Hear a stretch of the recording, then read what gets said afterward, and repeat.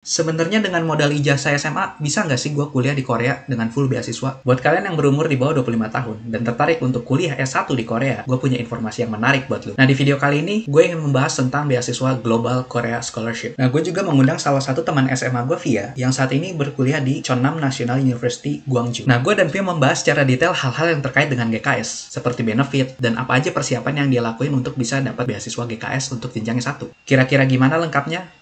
Check this out. Hello. Halo, Udah lama nggak ketemu. Gimana kabarnya? kabarnya baik.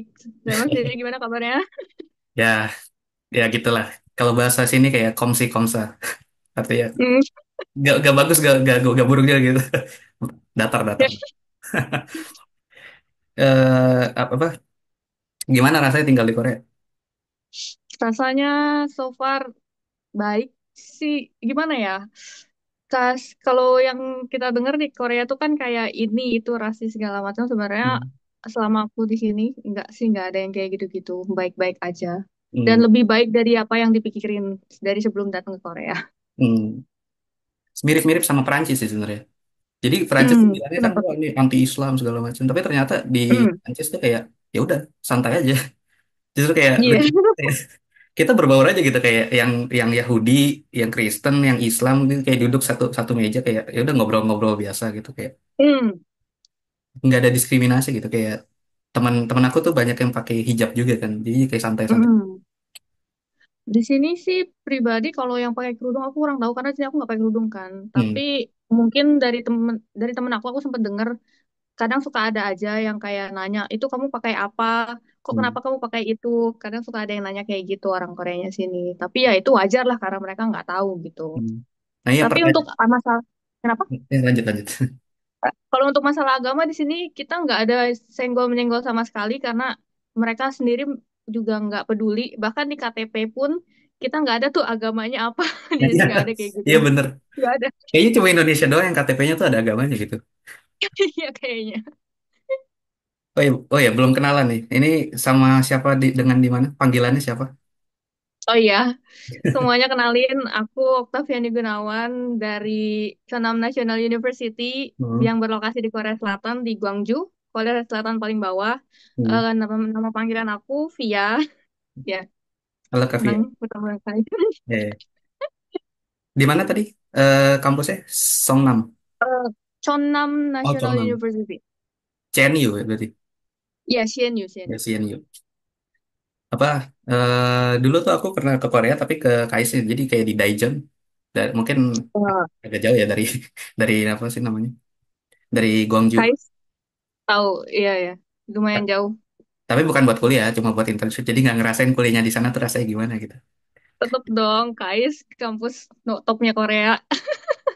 Tapi nggak tergantung ya tergantung tergantung Hmm, kalau internship mah tergantung ini ya tergantung supervisor jadi waktu itu nggak terlalu untungnya dapat supervisor yang santuy gitu jadi hmm, nggak terlalu di pressure. Cuma coba kalau dari cerita kating-kating yang di sana emang kalau kuliahnya tuh hmm. Ya, emang kayak gitu kok di sini budayanya. emang budaya pekerja keras lah ya orang Korea tuh. Hmm. Hmm. Nah, BTW, eh, Kak Via di Korea nih pakai program apa beasiswanya? Atau ya gimana kira-kira? Aku di Korea ini pakai program beasiswa dari pemerintah sini yang Hmm. namanya itu Global Korea Scholarship atau GKS. Hmm. Dan itu programnya full covered. Jadi mulai dari tuition fee, monthly allowance itu semua kita dapat dari pemerintah. Dan itu totalnya untuk biayanya sekitar tuition fee-nya itu actual expense. Tapi Hmm. kalau untuk bulanannya itu kita sekitar 11 juta sampai 12 juta kalau dalam rupiah. Hmm. Itu apa sih namanya untuk jenjang apa nih kalau sekarang Kak Via kuliahnya? S1, S2 atau Aku sekarang di jenjang undergraduate, bachelor sarjana. hmm, Di sini ngambil jurusan bisnis administrasi. Business and Administration? Keren juga MBA, MBA tapi Ya pakai bisnis, sarjana gitu ya. ya BBA. BBA berarti. Apa sih namanya? Tapi kalau misalkan yang buat undergraduate sama graduate itu Beda nggak GKS -nya? Atau sama aja gitu in general? Eh, be- Bedanya kayak gimana nih maksudnya? Kayak Dari dari ini ya, dari misalkan dari monthly allowance-nya yang dapatnya berapa gitu. of course beda. Yang graduate pasti lebih banyak karena Hmm. mereka harus ngerjain tesis dan segala macam. Kalau kita itu tergantung major, ada yang tesis, ada yang enggak. Hmm. Jadi jelas beda dan mereka pasti lebih banyak dapatnya. Oh, kalau yang satunya ini ada beda-beda gitu ya? Hmm, beda-beda di sini tergantung departemen. Hmm. Kalau yang BBA, Bachelor Business tadi, termasuk yang Seperti dari yang aku dengar dari senior itu nggak ada. hmm. Tapi untuk teknik biasanya suka ada, tapi itu tesisnya lebih ke yang berkelompok. Ah, Mengerjakannya itu berkelompok gitu. jadi Kalau jadi di sini jadi bukan sendiri-sendiri kayak skripsi di Indonesia gitu ya? bukan. Hmm. Nah, itu berapa tahun kalau buat undergrad? Undergraduate itu kalau misalkan kita nggak punya topik level 5, kita sekolah dulu 1 tahun untuk sekolah bahasa Korea. Hmm. It, 1 tahun sekolah bahasa Korea dan untuk masa degree-nya itu sekitar 4 sampai 6 tahun. Itu Hmm. tergantung balik lagi ke departemen masing-masing. 4 sampai 6 tahun itu kayak wajib lulus 6 tahun atau maksimal lulus 6 tahun? Wajib. Jadi kita tuh pas dapet LOA-nya, mereka Hmm. tuh udah langsung netapin kita batas maksimal lulus itu sampai kapan. Itu udah ada tanggalnya. Oh, oke. Jadi kayak, tapi kalau lulus misal lebih cepat itu masih possible ya? Kayak misal Hmm, di, di Indonesia. kayaknya enggak. Iya, maksudnya. Melihat melihat situasi sepertinya enggak untuk lulus lebih cepat. Tapi kalau untuk pas itu sangat mungkin. Iya, maksudnya. Oke. Maksudnya secara secara aturan gitu, secara aturan. Sepertinya bisa. Kayaknya bisa. Ya, walaupun emang susah gitu, susah. Pasti susah ya. Iya. Apalagi Paling susah. kalau mau lebih cepat itu dipotong dari kelas bahasanya sih. Karena Ah. di sini ada program 1 tahun kan, aslinya itu 1 tahun. Tapi kalau misalkan dalam waktu 6 bulan pertama kita udah bisa dapat topik, topik itu tes bahasa Korea, Hmm. bisa dapat level 5. Kan maksimal topik itu adalah sampai level 6. Hmm. Kalau udah kita dapat level 5 di 6 bulan pertama dan kita langsung masuk eh, kuliah, Hmm. kita langsung masuk kuliah di 6 bulan setelahnya, Hmm. itu bakal dipercepat waktu buat ini sekolahnya. Oh, Itu. sih. Jadi kayak masa masa kuliah bahasanya dipakai buat masa kuliah asli gitu. Iya. Tapi kalau sistem admissionnya gimana berarti? Kalau misalkan waktu itu kan aku tuh sempat daftar ke KAIS. Nah, si KAIS Hmm. kayak apa? Kayak dari KAIS-nya, profesornya itu nyaranin kamu daftar beasiswa GKS dulu. Cuma aku sempat dengar kalau GKS itu kan Hmm. nambah setahun. Jadi aku bilang nggak mau, Prof. Saya pengennya daftarnya pakai pakai beasiswa kampus aja gitu. Soalnya dari KAIS itu ada beasiswa internalnya gitu. Nah, berarti pendaftarannya terpisah gitu ya antara GKS sama kampusnya.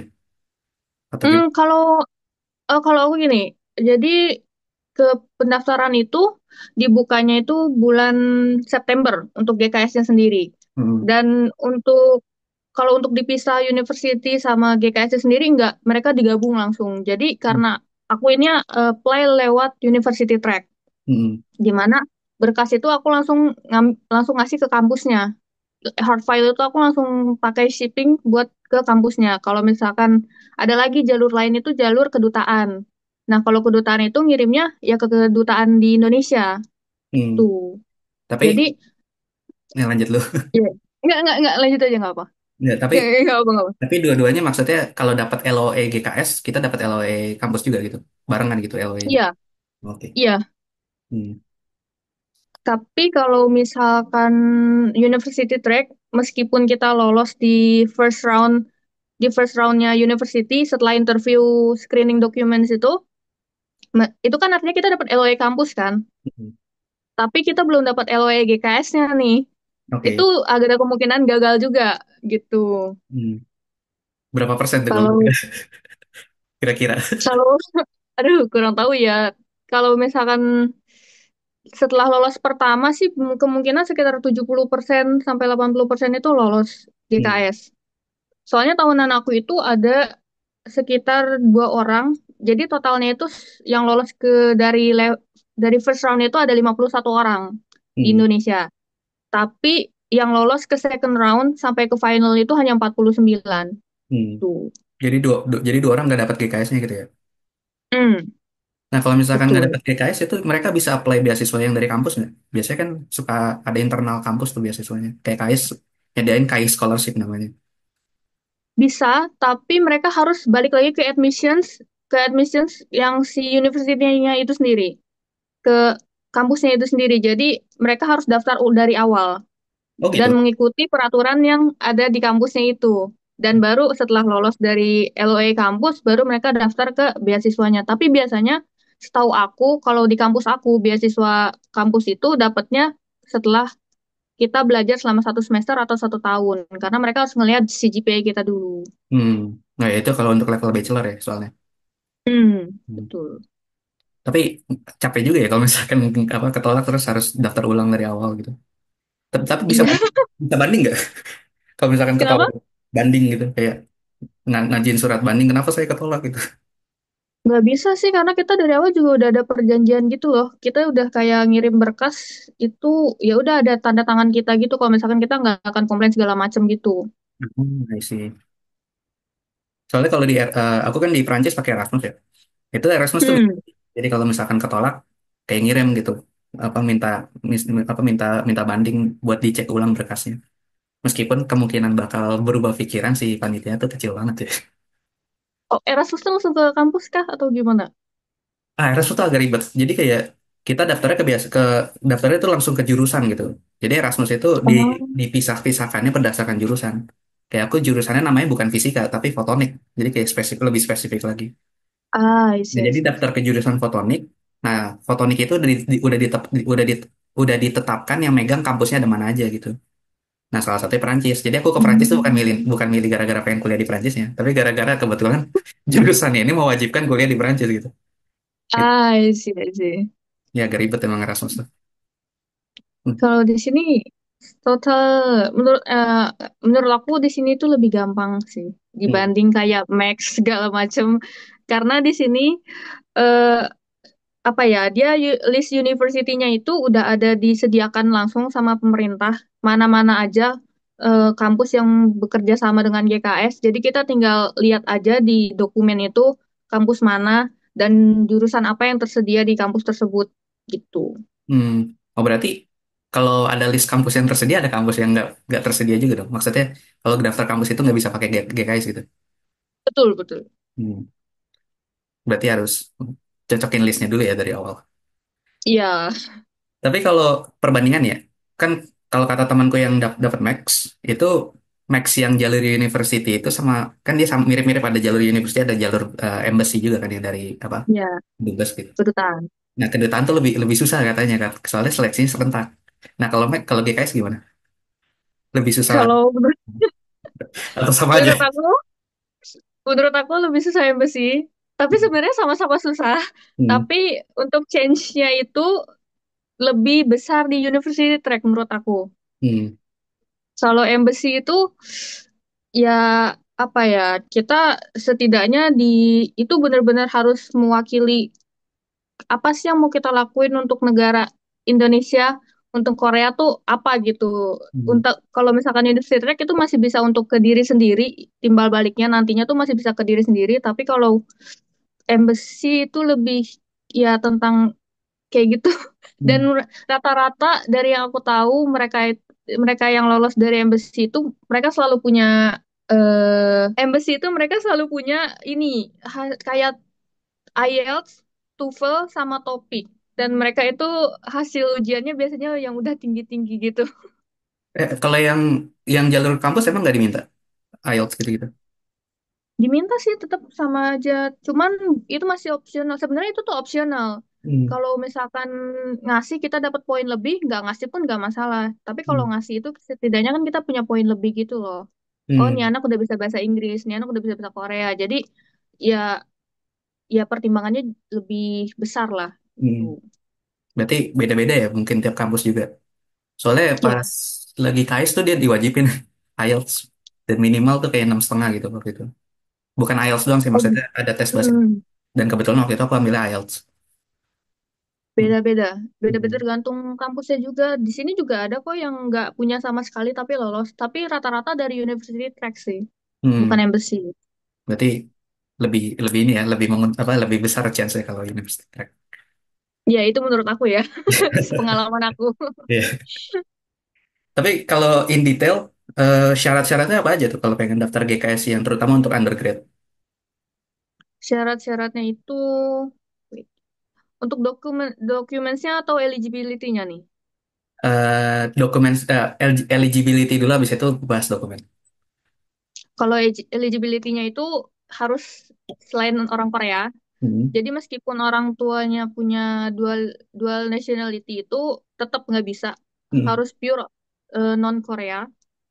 Terus juga level education-nya kalau misalkan mau daftar ke bachelor, jadi sebelumnya itu kita nggak boleh punya sertifikat bachelor, Hmm. minimal maksimal banget associate atau diploma. Nah, kalau misalkan mau associate berarti minim maksimal banget itu high school atau Hmm. SMA. Nah, terus nilainya itu kalau misalkan pakai poin 100, yang 100 poin itu maksimal minimal minimal itu 80%.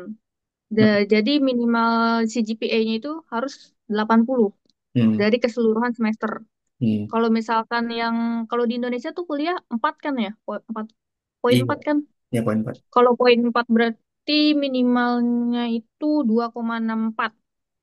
2,64. IPK-nya, iya, Hmm. total CGPA IPK-nya harus segitu. Hmm. Terus juga harus dia di bawah umur 25 tahun kalau untuk S1. Oh, ada batas umurnya ya berarti? Ada batasnya. Hmm. Nah, kalau misalkan apa sih namanya? Tapi itu pakai apa? Kita daftarnya pakai ijazah SMA bisa kan? Iya, emang pakai ijazah SMA kok. Aku juga pakai ijazah SMA. Oke. Nggak diminta apa nilai UN gitu. Soalnya waktu itu ada tuh temanku yang ke Belanda. Waktu itu ketemu di Belanda. Waktu aku lagi di Hmm. Belanda tuh, dia sebenarnya angkatan, aku kan angkatan 2019 ya, kuliah S1-nya lulusnya. Nah, dia tuh angkatan 20 berarti 1 tahun di bawah gitu kan.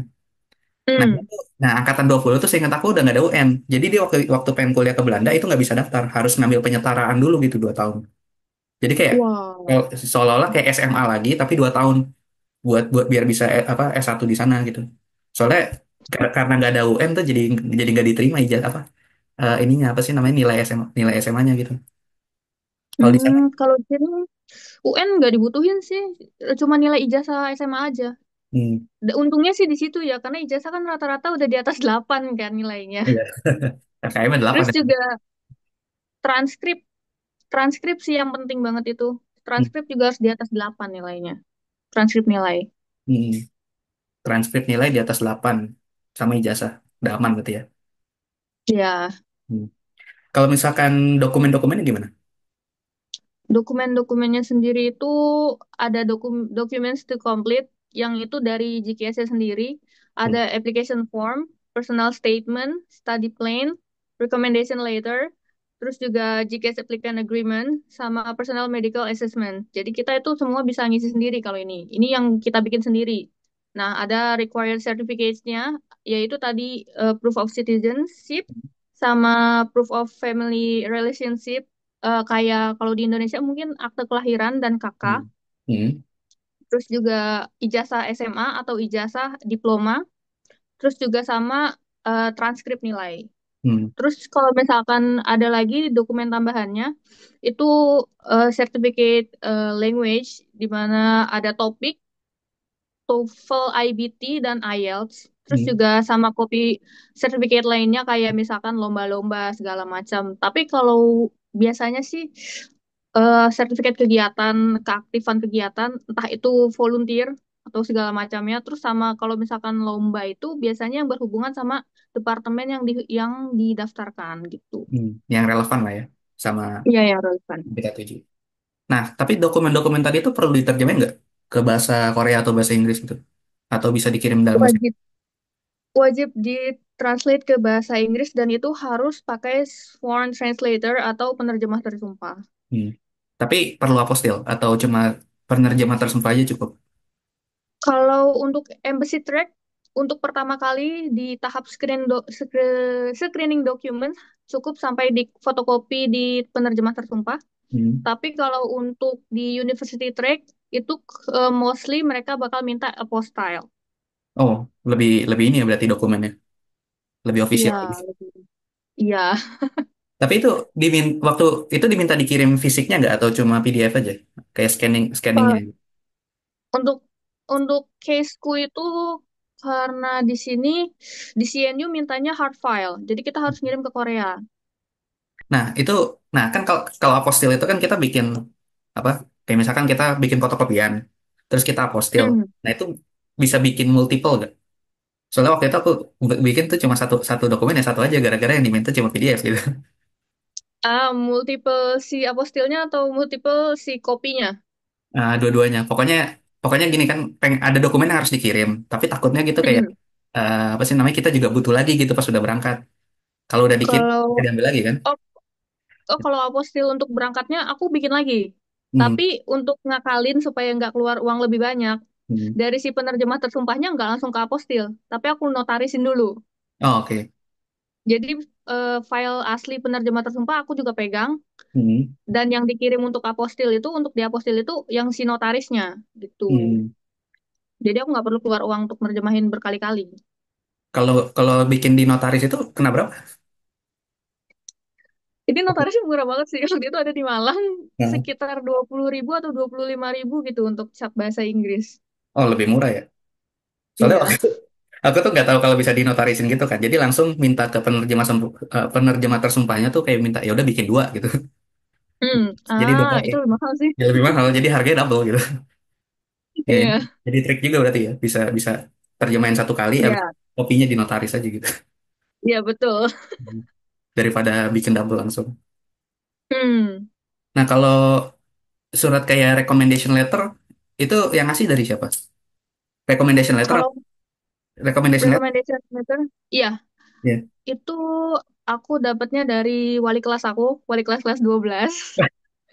Wali kelas kita. Dari kelas 12, jadi aku menghubungi beliau lagi untuk Oke. membuat recommendation letter ini. Tapi kalau misalkan kalian ada kursus, misalkan ada kursus di luar yang berhubungan dengan departemen kalian atau yang relevan sama jurusan yang ingin kalian daftarin, terus juga si apa ya si pengajarnya ini tahu banget tentang kalian, track record akademi kalian, itu bisa minta ke mereka gitu. Itu berarti udah berapa tahun itu ya nggak kontak-kontakan dari SMA? Udah berapa ya? Udah 3 tahun, 3 tahun ya, sekitar 3 tahun. Lebih nggak Karena sih? aku mulai karena waktu itu aku mulai daftar GKS itu dari tahun 2022. Oh, I Jadi see. aku ini bukan one shot, ini aku apply yang kedua kalinya, baru Oke. lolos. Nggak apa-apa, yang penting lolos. Iya, Tapi dua-duanya mintanya ke beliau atau iya, atau satu kalinya mintanya itu ke beliau. dipakai dua kali. Enggak bisa gitu karena ada batasnya. Oh, oke. Dia ada batasnya. Jadi kalau bisa yang lebih yang baru gitu, yang baru diminta, misalkan baru mintanya sebulan sebelum deadline atau 2 bulan sebelum bukan deadline, sebelum dibuka Oke. gitu. Jadi dua kali ya mintanya. Iya, 2 kali mintanya. Soalnya ini fun fact ya. Waktu itu kan aku sempat main ke sekolah gitu sebelum berangkat ke Perancis. Hmm, Ketemu sama beliau. hmm. Terus Iya. terus ngomongin nih si Via udah berangkat ke Korea. Kok Bapak tahu gitu? Cuma cuma beliau nggak bilang gitu. Tahu apa ngasih tahu apa nggak ngasih tahu gitu. Kalau misalkan Hmm. ngasih rekomendasi cuma ngasih tahu dong, wah ini udah berangkat ke Korea gitu. Oh, beliau ngomong gitu. Iya. Makanya kayak oh ya walaupun Ah, udah tahu juga sih kan mutualan di IG gitu. iya. Iya. Ya gitulah lucu. Nah, ini tadi kan bilang daftar pertama kali tuh 2022 ya. Nah, terus sekarang Hmm. di situ daftar lagi dan sekarang tuh 2025 baru selesai yang apa wajib bahasanya. Wajib bahasa itu Iya. 1 tahun nggak sih? Iya, 1 tahun. 1 tahun. Berarti keterimanya itu 2024. Betul. Nah, berarti kalau keterimanya 2024 dan itu daftar yang 2024-nya kapan? Tahun 2023 di bulan September. September itu kan pembukaan untuk general. Hmm. Jadi pertama kali itu yang bakal buka itu embassy. Dan Hmm. embassy itu bakal deadline-nya itu biasanya biasanya itu mereka buka September pertengahan Hmm. dan di Oktober awal atau September akhir itu deadline embassy. Hmm. Nah, untuk university track itu biasanya mereka deadline-nya sampai di akhir Oktober. Hmm. Jadi aku daftarnya ya University Track karena deadline-nya lebih panjang. Lebih enak ya berarti. Tapi dia 1 tahun bukanya berapa kali? Apa cuma sekali doang? Sekali doang kalau untuk yang undergraduate. Mereka 2 kali buka, tapi yang di bulan Februari itu buka untuk graduate, dan Mm. untuk September itu untuk yang undergraduate. Kirain apa sih namanya? Kayak satu setahun bukanya 2 kali gitu. Kayak LPDP. Enggak, karena mereka pendaftarannya sendiri itu dari September sampai ke Januari. Jadi kita nunggunya sekitar 4 bulan gitu loh, nunggu kepastian. Nih lolos nggak nih? Hmm. Lolos atau gagal nih? Itu sekitar 4 bulan. Nah, tahap seleksinya apa aja tuh?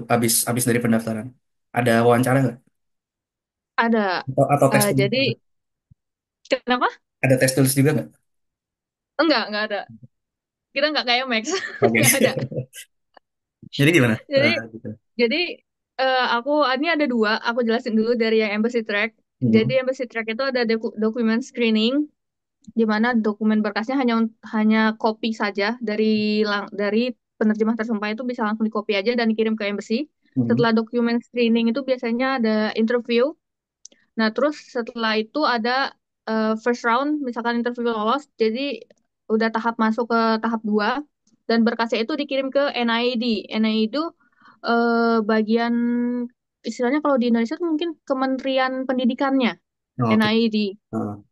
Nah, jadi si embassy merekomendasikan kandidat ke NID. Nah, itu NID bakal memproses segala macam dokumen kita. Yang ini untuk yang embassy track. Nah, setelah lolos dari NID, itu nanti berkas bakal dikirim ke university. Hmm. Gitu. Nah, dari university dikirim balik ke NID baru final. Hmm. Kalau yang embassy. Nah, kalau yang untuk university track, kita berkas dikirim ke university langsung, yang hard file-nya. Nah, itu dari university, setelah lulus dokumen screening, kita interview sama Hmm. masing-masing departemen, tapi ada juga yang nggak perlu interview. Hmm. Jadi mereka langsung ngumumin hasil first round. Nah, Hmm. kalau misalkan lolos first round, itu berkas langsung dikirim ke NID. Dari NID prosesnya sama, tapi setelah lolos dari second round, itu kita langsung ke final. Hmm. Jadi lolos second round, cuma tinggal nunggu final round aja gitu. Hmm.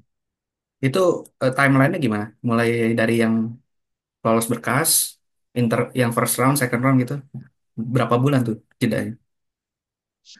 Kalau untuk dari dokumen screening waktu aku tuh sebentar, seingatku itu aku November, tanggal, Oktober akhir Hmm. interview. Nah, itu first round itu adanya di pertengahan November Hmm. dan second round itu adanya di pertengahan Desember Hmm. dan final announcement itu adanya di tanggal 15 Januari waktu itu. Oh, cepet berarti ya? Kayak masukin berkas deadline-nya tuh kayak Oktober, terus nggak mau Mm, interview, first round, habis itu second iya, Januari udah pengumuman. iya. Mulai itunya kapan? Mulai wajib bahasanya? Mulai wajib bahasanya itu Maret. Sama dia jadwalnya sama kok kayak anak kuliahan. Jadi Hmm. anak kuliah masuk kuliah, kita kelas bahasa mulai gitu. Hmm. Maret awal. Maret awal. Lumayan cepat ya berarti. Soalnya waktu itu Kaisang Iya. ya, daftar tuh deadline Desember. Mm, Maret, Maret apa apa gitu ya. Ya pokoknya Maret atau Februari gitu kita baru dapat pengumuman keterima atau enggak. Jadi kayak jedanya tuh sekitar 3 bulan gitu. Dan mirip-mirip juga interviewnya sifatnya opsional. Jadi ada yang mm. interview tuh di selang antara Januari sampai Maret, ada yang enggak gitu. Ada yang langsung tiba-tiba ya udah keterima aja gitu. I see, I see. Cuma bedanya KS tuh bukannya 2 kali. Ada yang di bulan-bulan Desember gitu, sama ada juga yang di pertengahan tahun. Soalnya mereka kan semesternya ada 2 ya. Ada yang Iya, spring sama fall. Kalau di ini gimana? CNY, CNU. sama sih tergantung departemen juga. Kalau di sini tergantung departemen, ada yang spring, ada yang fall. Oh, oke. Jadi kalau misalkan di sini itu dalam 1 tahun kita nggak kelas bahasa, itu kan rata-rata di sini departemen mintanya topik level 3. Mm-mm. Tapi kalau dalam 1 tahun topik level 3 nggak bisa dapet, itu nambah 6 bulan, Mm-mm. extend 6 bulan kelas bahasa, tapi kita harus bayar setengahnya sendiri gitu. Oke. Tapi nggak Jadi langsung di NID kick dari beasiswanya kan? Enggak, jadi mereka bakal kasih kesempatan 6 bulan. Kalau misalkan dalam 6 bulan juga masih nggak dapet, mereka bakal bisa kasih options, kamu mau lanjut ke university dengan uangmu sendiri atau Hmm. pulang Oke, gitu. masih dikasih option Tapi lah. tapi setahu aku sih rata-rata topik 3 itu wajib banget sih. Hmm. Soalnya karena kan di sini kelasnya rata-rata pakai bahasa Korea kan. Iya. Jadi harus ngerti, Hmm. harus punya topik itu. Apa sih namanya? Even meski kayak KS yang buat graduate school itu sebenarnya nggak wajib bahasa Korea ya waktu itu, cuma bahasa Hmm. Inggris doang. Karena most most of the time di lab kita pakai bahasa Inggris. Cuma Ya, pengalaman sebulan aku waktu itu di Korea, meskipun kayak di lab tuh full bahasa Inggris, tetap aja hidup pakai bahasa Inggris doang tuh susah. Kayak pengen iya ke bener. minimarket gitu beli, beli belanja sesuatu nanya nanya harga gitu kayak harus pakai terjemahan dulu Papa Go gitu. Soalnya Iya, kayak karena jarang yang mereka bisa nggak ngerti. bahasa Inggris kan. Hmm. Betul, betul. Dan jadi nggak enak juga nggak bisa jalan-jalan gitu jadi. Nah, Kalau mau minta tolong juga susah sih kalau nggak bisa bahasa Korea, jujur. nah iya iya iya. Waktu itu kan pengen nanya gitu ya ini halal gak gitu.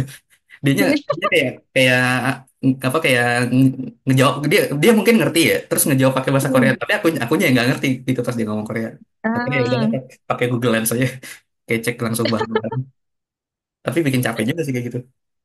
emang. Hmm. Nah, terus ini apa sih namanya? Tadi kan sempat bilang nih, kalau misalkan yang topik tiganya itu, kalau misalkan nggak lolos gitu setelah 1 tahun masih bisa bayar lagi 6 bulan gitu. Nah itu Hmm. tingkat kesulitannya gimana buat buat dapat topik? Kalau JLPT, Kalau kalau yang Jepang itu JLPT kan biasanya level 1 2 sorry, kalau JLPT itu dari 5 ke 1 kan ya? Apa satu? ya, Ya dari 5 ke 1 kayak 5 4 gampang gitu, 3 lumayan. Tapi tiba-tiba dari 3 ke atas itu kayak susah banget. Kalau topik gimana? eh, kalau topik itu dia ada 2 jenis. Jadi ada topik satu sama topik dua. Kalau Hmm. topik satu itu untuk level beginner. Mungkin kalau di Inggris lebih ke TOEIC kali ya. Hmm. Ya, TOEIC kan masih gampang kan. Hmm. Ya masih kayak gitu. Jadi topik satu itu kebagi jadi level satu, level 2. Topik 2 itu kebagi dari 3 sampai 6. Dan 6 Hmm. itu yang paling susah. Itu. Kalau untuk kesulitan dapetin level 3 tuh gimana ya? Tergantung balik lagi sih ke orangnya. Tergantung seberapa sering dia latihan, Hmm. seberapa sering dia belajar itu Hmm. balik lagi ke orangnya. Kalau Hanggulnya gimana? Itu belajar dari topik satu udah belajar baca Hanggul. Iya wajib karena kan topik itu nggak ada bahasa Inggris sama sekali. Hmm. Jadi pure Hangul semua. Tapi pas di kelas topiknya dijelasinnya pakai bahasa Inggris. Enggak. Nah, Jadi terus gimana? jadi kita itu dari awal mulai bahasa Korea di sini semua Hmm. full pakai bahasa Korea. Dan itu dilarang pakai bahasa negara masing-masing meskipun di kelas itu ada yang dari senegara Hmm. gitu. Dan pakai bahasa Inggris itu pun hanya satu dua kata aja gitu. Kalau Hmm. misalkan itu pun kalau si muridnya ngerti bahasa Inggris dan si gurunya ngerti bahasa Inggris gitu. Hmm. Tapi kalau sama-sama nggak ngerti ya udah pakai pure bahasa Korea atau pakai translator sih Hmm. biasanya. Jadi kita belajar grammar dan lain-lain gitu pakai bahasa Korea dan harus ngerti juga Iya, gitu. iya, Hard juga ya. iya betul. Kirain kirain masih pakai bahasa Inggris gitu diajarin ya kan soalnya masih belajar gitu kan. Enggak sih. Tapi justru dengan cara itu menurut aku lebih cepat mengerti. Hmm. Soalnya Tuh. dipaksa mau nggak mau harus ngerti gitu. Iya, bener. Nah, oh ya, ada yang kelupaan. Tadi kan sempat bilang di awal kalau misalkan dapat biaya monthly allowance-nya itu 11 juta ya rupiah per bulan. Iya. Nah, selain itu dapat benefit apa lagi? Kayak misalkan tiket pesawat, lain-lain gitu, dibayarin nggak di awal? Iya, jadi untuk tiket pesawat itu kita dapat eh kita dapat actual expense. Hmm. Jadi kalau untuk tahunanku itu hampir semua dipesankan dari university. Jadi staff university yang pesen pesawatnya langsung untuk kita dan kita terima beres. Hmm. Kita tinggal ngasih paspor sama visa aja ke mereka. Hmm. Tapi kalau untuk tahun ini aku dengar-dengar dari awardee yang baru nerima di tahun ini, jadi nggak tahu kenapa peraturannya berubah dan mereka diminta untuk beli tiket pesawat sendiri dulu, nanti baru reimburse. Ah, Gitu. Tapi kalau misalkan kayak dorm dorm gitu-gitu gimana? Dicariin juga atau kita nyari sendiri? Kalau dom waktu pertama awal itu mereka yang ngurus. Jadi Hmm, kita ke sini udah tinggal datang aja, tinggal masuk kamar gitu. enak lah ya berarti. Soalnya Iya. soalnya Erasmus tuh semuanya serba sendiri kayak ngurus visa, beli tiket dan lain-lain. Karena kita tuh baru dapat uangnya itu di bulan kedua. Jadi kayak bulan pertama pun Wah. harus survival pakai ini, pakai apa? Pakai duit sendiri dulu. Sama sih, waktu pertama kali 1 bulan, pokoknya di sini tuh udah dikasih notice. Hmm, Jadi 1 sampai 3 bulan pertama, kalau belum megang ERC atau KTP sini, hmm, dan belum bikin bank di sini, kita itu harus pakai uang sendiri dulu. hmm. Nanti kalau misalkan udah punya ERC, atau udah punya ERC dan bikin bank, nanti mereka bakal ngirim uang itu sesuai dengan tanggal yang biasa mereka kirim gitu. Oke. ERC itu apa? Kayak residence permit ya? Eh, ERC itu Alien Alien Registration Card, di mana itu jadi untuk wegukin gimana? Untuk foreigner, Nah. untuk foreigners yang tinggal di Korea dan biasanya itu lebih dari 3 bulan Hmm. untuk menetap di sini itu mereka megang ERC. Ah, oke. Jadi kayak mirip-mirip KTP gitu ya, tapi buat Iya, KTP. oh. Ya, untuk foreigners. Berapa tuh kira-kira modal waktu berangkat awal? Soalnya waktu, Waduh. waktu di Daejeon, waktu aku ke Daejeon, Mm-mm. kebetulan semuanya di cover sama sama kamu Hmm. gitu. Jadi dari awal tuh kayak tiket pesawat, dorm udah Hmm. dan terus kayak makanan juga dikasih. Jadi waktu ke Daejeon tuh nggak bawa persiapan apa-apa. Waktu awal-awal sih 5 sampai 10 kali ya. Tapi Jadi, karena aku di Gwangju hmm, dan kotanya jauh lebih murah dibanding Seoul, hmm, jadi mungkin kalau untuk Seoul 10 sampai 15 mungkin. Tapi kalau hmm, untuk di sini 5 sampai 10 juta itu cukup, tapi bisa dibilang pas-pasan juga. Karena di awal itu kita kan harus beli kayak sapu, kayak tempat makan segala macam kan. Jadi hmm. besar pengeluarannya di situ sih. Tapi 5 juta itu buat buat pengeluaran dalam artian makan, transport dan lain-lain apa udah include sama dormnya? Kalau kalau dorm itu kita langsung dipotong dari uang bulanan. Ah, oke. Jadi waktu 3 bulan pertama aku di sini, aku nerima uang itu hanya setengah, dan Hmm, setengahnya itu langsung mereka potong untuk dorm sama biaya kantin gitu. hmm. Oh, kantinnya subsidi berarti ya? Kantinnya subsidi. Kalau Subsidi yang tinggal di asrama, subsidi atau gratis? subsidi. Tapi- Subsidi, nggak ada gratis di sini. Oke. Kirain maksudnya siapa tahu gitu kan full gratis karena udah Tapi dipotong. tapi kantin kalau kantin asrama itu hanya untuk yang tinggal di asrama. Jadi kalau misalkan Hmm. nggak tinggal di asrama, pakai kantin yang umum ada lagi, dan itu lebih mahal 1.000 won dari sini. Hmm. 1.000-an tuh berarti 10 ribuan lah ya, atau 11 ribu. Ya, 10.000. Hmm. Ya lumayan lah ya, nggak terlalu mahal berarti. Ya, lumayan. Beda sama Erasmus. Erasmus tuh waktu di Kenapa awal, tuh? dorm itu bayar sendiri juga. Jadi kayak aku tuh keluar uang sama sekitar plus Wow. minus Wah, 30 juta. Dan itu banyak kayak, ya.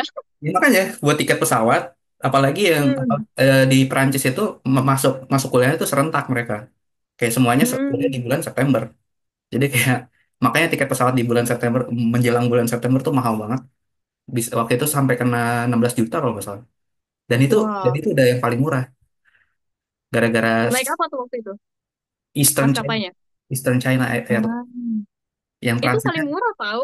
Makanya itu udah paling murah tuh udah segitu. Sebelumnya sempat nyari Emirates kan. Emirates tuh udah tembus Hmm. 26 gitu. Wah. Ditambah ditambah sama dormnya itu kayak sebulan kita bayar 5 juta. Kalau di sana berapa? Berarti kalau di potong setengah. Kalau di sini aku yang untuk studio itu 1 kamar 2 orang. Sebulan mungkin cuma, aku kurang tahu sih hitungannya, tapi kalau misalkan 1 semester untuk 4 bulan itu kita 900.000, sekitar enggak, 6 bulan itu 10 juta, sekitar 10 sampai 12 juta kalau Hmm, dalam rupiah, berarti 1 bulan cuma sekitar 2 jutaan untuk dormnya sendiri. murah ya. Tapi dibayarnya langsung per semester ya berarti. Iya, langsung Hmm. 1 semester di awal. Nah untungnya di sini bayarnya per bulan. Kalau misalkan di awal langsung diminta 1 semester ya nggak bisa berangkat itu udah. Kacau. Tapi kalau misalkan ini kayak asuransi gitu, dibayar nggak? Atau kita harus Asuransi, beli sendiri? asuransi untuk pertama di awal itu kita pakai asuransi swasta dan Hmm. itu dipotong langsung dari allowance Hmm. dan itu nggak semahal asuransi pemerintah. Di sini Hmm. asuransi pemerintah itu setelah 6 bulan menetap di sini gitu. Jadi 1 sampai 6 bulan pertama kita pakai asuransi swasta Hmm. dan untuk 6 bulan ke depannya kita pakai NHIS itu asuransi pemerintah. Kita bayarnya itu sekitar 850 sampai 900 ribu per bulan. Hmm. Tapi kita itu harus ngatur-ngatur dari si uang bulanan itu. Jadi Hmm. mereka ngasih uang bulanan itu udah bersih. Kita Hmm. yang harus pinter-pinter ngatur. Kotor dong berarti. Eh, iya iya kotor, iya kotor. Iya. Soalnya kalau bersih ya biar buat makan doang kayak Iya ratus iya tuh iya bersih ya udah iya buat iya. makan doang. Sorry kotor kotor. Tapi ya, murah lah ya asuransinya nggak terlalu mahal gitu. Emang kalau di Prancis berapa? Nah, untungnya yang Erasmus itu asuransinya udah tercover sama beasiswanya. Jadi kita nggak usah Hmm. ngeluarin dari uang beasiswa lagi. Tapi kalau misalkan beli sendiri itu mahal banget. Kayak kemarin tuh ada temanku yang lagi S3 di sini orang Indonesia. Dia tuh Hmm? dia dapat gajinya sekitar berapa ya lupa. 2.500 gitu per bulan, 2.500 euro. Tapi Berapa tuh? dia 1 euro tuh 17.000 atau 16.000. Jadi sekitar 40 Buset. juta ya per tahun. Wow. 30-40 juta. Tapi Ya. ada tapinya. Hmm. Pajak, asuransi kesehatan dan lain-lain itu dia bisa sampai kena 800 euro atau 500 gitu. Pokoknya endingnya Wah. tuh gaji yang dia pakai buat buat uang makan segala macam itu cuma 1.800. Jadi kayak kepotong 700 euro. Sekitar 10 juta Banyak kepotong. banget. Oh, tiap bulan. Jadi tiap bulan Wow. gitu. Kalau di sini mahasiswa setahu aku nggak kena pajak sih. Kita cuma bayar asuransi aja tiap bulan. Nah, ini bedanya. Kalau misalkan di Eropa yang negara termasuk ke dalam Uni Eropa gitu, biasanya Hmm. S3 itu udah nggak dianggap mahasiswa lagi. Jadi mereka dapat gaji, Oh. tapi diperlakukannya ya sebagai pekerja gitu. Jadi I tetap get kena it. pajak. Kalau misalkan di Korea kan masih masih jadi mahasiswa kan, makanya nggak kena pajak. Iya. Nah kalau aku masih S2 berarti masih mahasiswa juga, jadi tetap nggak kena pajak Hmm. gitu. Jadi ya kayak gitu sih. Enaknya di Eropa tuh kalau jadi mahasiswa doang. Kalau udah level kerja tuh agak struggle juga sih ngatur keuangan. Sama aja sih sebenarnya ya kalau udah kerja mah. Tapi lumayan, tapi Korea seenggaknya nggak terlalu mahal lah ya biaya gitu ya. Ya sebenarnya nggak. Kalau dihitungnya dari won ya nggak akan semahal itu sih sebenarnya. Sebenarnya nggak semahal itu. Hmm. Nah sama, oh ya, kalau misalkan kita daftar GKS yang jalur apa sih namanya? Entah jalur uni atau jalur jalur embassy itu maksimal berapa? Berapa kampus yang boleh didaftarin? Kalau untuk embassy track itu maksimal sampai 3 kampus. Tapi kita harus lihat dulu karena di sini ada kampusnya itu terbagi jadi 2 tipe, di Hmm. mana ada tipe A dan tipe B. Tipe B, tipe A itu yang based in Seoul area dan Hmm. tipe B itu yang ada di luar Seoul. Hmm. Kayak aku ini tipe B. Hmm. Nah, kalau untuk embassy track itu bisa milih sampai 3 kampus, tapi dengan syarat yang eh, kampus paling nggak salah satu dari kampus yang dipilih itu harus dari kampus tipe B, tipe B. Hmm. Yang dua boleh dari tipe A, tapi yang satu itu harus dari tipe B. Hmm. Gitu. Kalau untuk university track hanya satu kampus satu jurusan. Oh, mirip sama ini berarti apa sih namanya? LPDP yang jalur LOE cuma boleh milih satu, cuma boleh ke kampus yang udah punya LOE aja gitu. Iya iya Hmm. seperti Tapi ya kalau yang seperti belum itu. punya bisa milih 3 gitu kan. Hmm. Ya seperti itu. Nah, tadi kan kita udah ngomongin benefitnya. Oke, Ini keuntungannya apa aja gitu, dapatnya berapa gitu. Kalau minusnya gimana? Ya pasti akan ada plus minus ya. Nggak mungkin ya. mungkin perfect hidup tuh. Minusnya adalah seperti yang tadi dibilang karena allowance itu tidak bersih dan masih harus dipotong asuransi, biaya dormitory dan segala macam. Sebenarnya sisa dari uang itu juga nggak banyak banget. Jadi kita harus benar-benar hemat banget di sini. Mm-mm. Terus juga untuk eh, wisata ke luar negeri, selama semester itu kita nggak bisa keluar Korea. Hmm. Jadi kita hanya bisa keluar Korea itu during vacation aja. Hmm. Terus juga kalau misalkan during vacation pun kita keluar Korea ini lebih dari 15 hari dalam 1 bulan, mereka bakal akumulasi uang yang bakal dikasih kita. Jadi Hmm. kita nggak bakal terima full uangnya. Kalau misalkan lebih dari 15 hari ada di luar Korea. Hmm. Meskipun itu di dalam eh, periode liburan gitu. Terus juga nggak bisa part time. Oh serius, nggak bisa partai? Kita nggak bisa part time selama semesteran karena kita kan udah dapet uang bulanan kan. Jadi ibaratnya kayak kamu udah dapet uang bulanan mau ngapain lagi sih part time? Udah Hmm. fokus sekolah aja. Lebih seperti itu sih karena di sini benar-benar dikejar banget nilainya. Hmm. Jadi kita harus fokus banget buat sekolah, buat dapetin nilai bagus lah istilahnya. Hmm. Tapi kalau misalkan vacation itu part-time boleh, tapi sesuai dengan kebijakan yang berlaku gitu. Dan Hmm. agak ribet juga karena kita harus izin ke imigrasi, izin ke sekolah segala macam gitu. Kalau misalkan bukan part time ya, tapi kayak jadi asisten gitu di kampus, itu masih memungkinkan nggak? Memungkinkan karena itu yang berhubungan dengan jurusan. Hmm. Jadi kalau misalkan mau bukan part-time sih, ya, lebih ke asisten. Hmm. Kalau misalkan mau seperti itu, boleh asalkan berhubungan dengan jurusan gitu. Hmm. Tapi Selama digaji, semester. tapi digaji nggak kalau jadi asisten di kampus? Dari yang aku dengar sih, ini dari yang aku dengar dari senior yang ada di jurusan biology, Hmm. dia digaji lumayan sih sekitar 500.000, 300.000 sampai 500.000 won per bulan. Sekitar Lumayan. 6 juta dapat lah. Ya lumayan kan, Lumayan. 11 juta tambah 6 juta itu masih buat jajan. Iya, Buat mana? lumayan. Hmm. Tapi mungkin nggak yang rutin gitu loh, kalau misalkan kerjaan lagi banyak aja gitu. Hmm. Kalau vacation itu biasanya kapan? Dari kapan sampai kapan? Kalau vacation itu biasanya semesteran itu kan Maret, Maret sampai Juni akhir itu semesteran. Jadi Juni akhir sampai September awal itu vacation. Hmm. Kalau untuk yang musim panas. Tapi Hmm. kalau untuk yang musim dingin itu Desember akhir sampai Maret awal. Jadi Maret awal kita masuk kuliah. Oh lama juga ya berarti. Berarti kayak kuliahnya 4 bulan per semester. Terus liburannya itu Ya, bisa sekitar 3 bulan.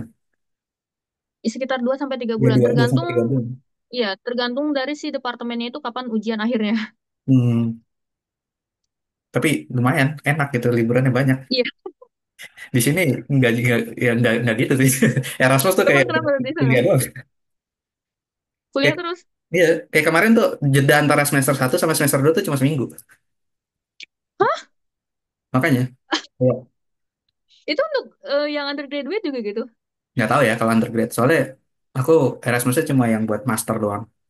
Cuma Hmm. yang perlu digarisbawahi itu kini sistem kuliah di Erasmus sama sistem kuliah di lokal jurus apa prodi lokal Prancisnya itu beda ternyata. Oh, Jadi meskipun alah. aku kuliah di Prancis, jadi kayak ada aturan tambahan khusus yang harus diikuti gitu. Nah, yang bikin Untuk jadwalnya jadi padat.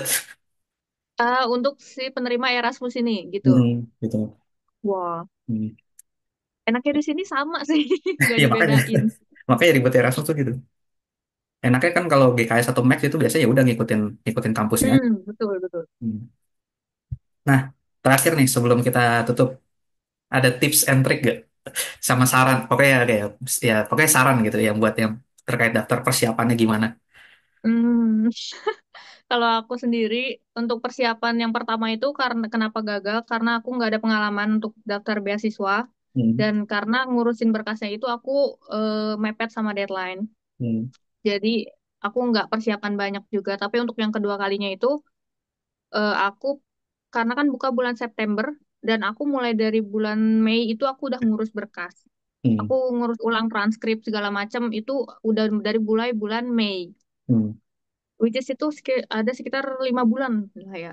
Hmm. Jarak sekitar 5 bulan itu. Aku mulai lebih awal dan aku apostil itu juga aku lebih awal. Jadi di sisa 3 bulan terakhir sebelum pembukaan itu aku hanya fokus untuk bikin esai Hmm. gitu.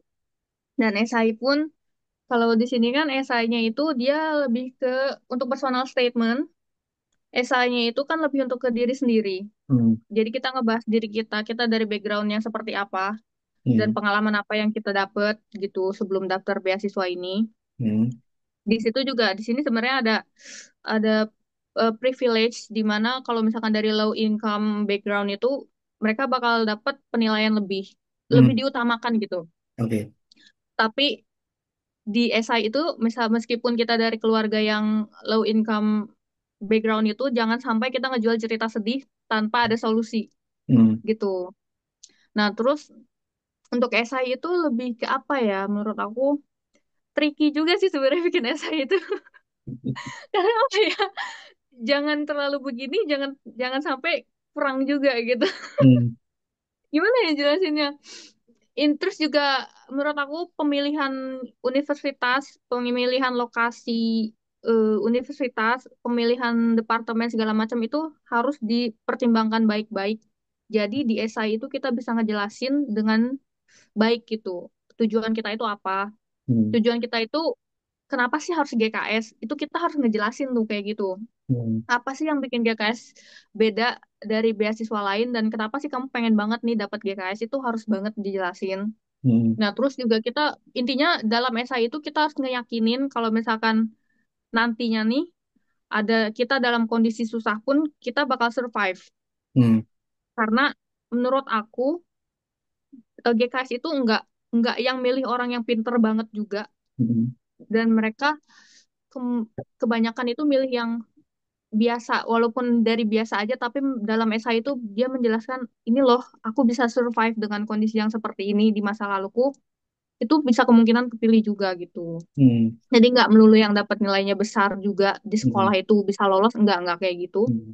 Dan semakin banyak pengalaman yang didapat dari sebelum daftar GKS, itu kemungkinan change-nya juga bisa lebih besar juga gitu. Hmm. Tapi nggak menutup kemungkinan meskipun pengalamannya sedikit, tapi di esainya menarik, Hmm. itu juga bisa lolos juga gitu. Jadi kuncinya itu sebenarnya kalau GKS itu esai sih, Hmm. kuncinya tuh itu. Ya bener sih. Soalnya apa ya? Ini bukan cuma buat GKS doang, tapi yang aku amati dari Hmm, banyak beasiswa gitu ya.